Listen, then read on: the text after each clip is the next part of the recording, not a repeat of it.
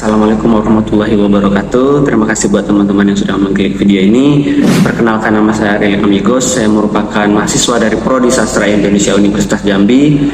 Saya merupakan angkatan 22 dari kelas R001.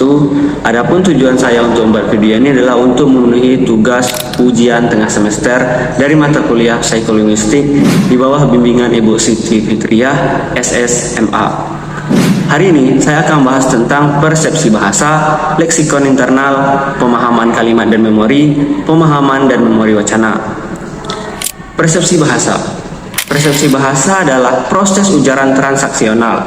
Dalam psikolinguistik, persepsi bahasa berkaitan dengan kemampuan manusia untuk memahami dan mengidentifikasi bunyi ujaran sebagai suatu bahasa, serta bagaimana proses pengujaran terkonsep dalam otak manusia dan diwujudkan dalam makna sintaksis, semantik, dan pragmatik, dan pemahaman terhadap semua suara yang dihasilkan oleh penutur. Persepsi ujaran menggabungkan tidak hanya fonologi dan fonetik dari tuturan yang akan dirasakan, tetapi juga aspek sintakmatik dan semantik dari pesan lisan tersebut. Beberapa faktor yang mempengaruhi persepsi ujaran antara lain, yang pertama ada konotatik dan tilas neurofisiologi seseorang dalam mempersepsikan ujaran. Beberapa hal yang berkaitan dengan persepsi bahasa dalam psikolinguistik, yang pertama ada kemampuan manusia untuk menganalisis bunyi ujaran dan mengidentifikasinya sebagai suatu bahasa. Yang berikutnya ada persepsi terhadap ujaran atau percakapan adalah hal yang mendasar dalam memahami dan menggunakan bahasa.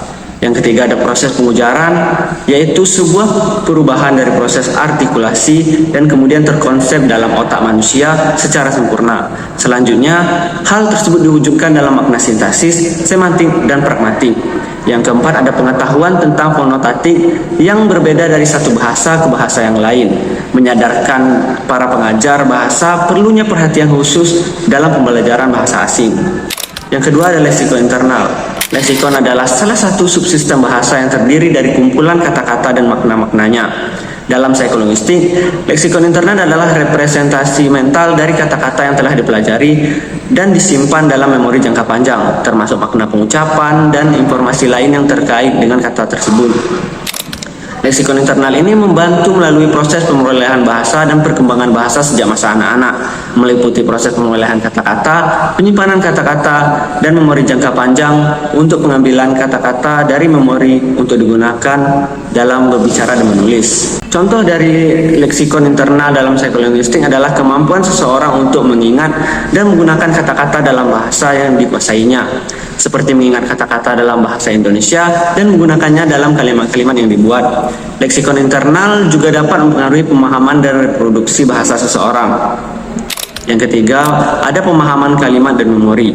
Pemahaman kalimat dan memori merupakan topik yang cukup penting. Pemahaman kalimat meliputi pemahaman umum, pemanfaatan kalimat dalam pemahaman, penyimpanan dalam memori, dan persepsi ujaran. Sedangkan memori dalam psikolinguistik berkaitan dengan kemampuan seseorang untuk mengingat dan menyimpan informasi dalam bahasa.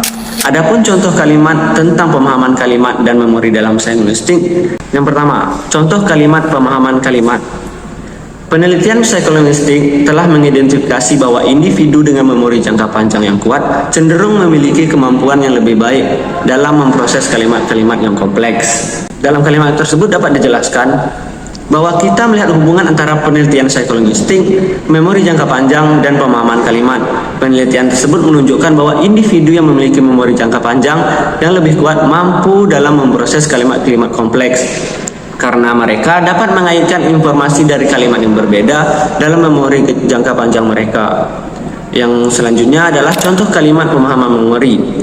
Eksperimen dalam psikolinguistik seringkali melibatkan pengujian kemampuan individu untuk memahami kalimat-kalimat yang disajikan dalam waktu singkat. Sementara memori jangka pendek mereka diuji dengan tugas-tugas penyangga. Penjelasan untuk kalimat tersebut mencerminkan bagaimana eksperimen dalam psikolinguistik menggabungkan pemahaman kalimat dan memori. Dalam eksperimen individu, sering diuji tentang kemampuan mereka untuk memahami kalimat dalam rentang waktu singkat, yang memerlukan pemahaman kalimat yang cepat. Sementara itu, kemampuan memori jangka pendek mereka diuji dengan tugas-tugas penyangga untuk melihat bagaimana mereka menyimpan sementara informasi dari kalimat tersebut. Yang keempat ada pemahaman dan wacana memori. Pemahaman dan memori wacana adalah bagian dari proses bahasa yang meliputi alat-alat, materi, dan mengingat atau memori dan persepsi. Beberapa aspek penting dalam garapan psikolinguistik antara lain yang pertama ada kompetensi atau proses bahasa dalam komunikasi dan pikiran. Yang kedua ada akuisisi, yaitu pemerolehan bahasa.